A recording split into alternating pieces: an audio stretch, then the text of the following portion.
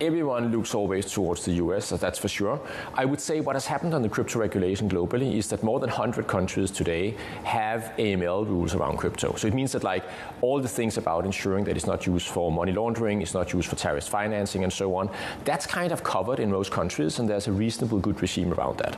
Then if you go back around a year ago where FTX happened and so on, I think it was a reminder that there's another thing around regulation that's about consumer protection.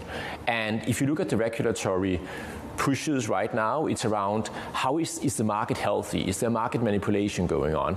And that's like tying into ETFs and approvals of those when we go back to the US on that front. And at the same time, it's about consumer protection.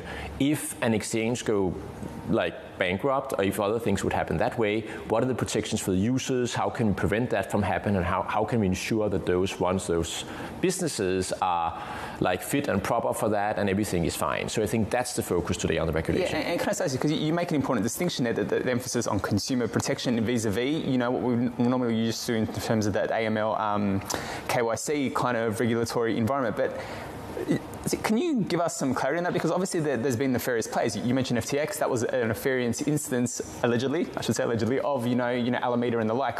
But what are you seeing in terms of breaches when it does come to money laundering, when it does come to nefarious activity on crypto outside of a player within the industry engaging in it?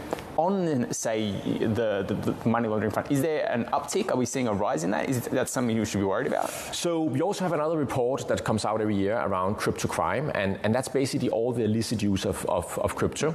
And last year it actually went up. But the reason why it went up was because of all the sanctions that got applied worldwide due to the conflict in Russia and Ukraine. And when we look at that one, half of all the illicit activity last year was actually sanctions. If you took sanctions away and said we never had a conflict in Russia-Ukraine, it would still be on a downturn in terms of like what we see there. I should say that so last year, half of all criminal activity was sanctions related, 25% were around scams.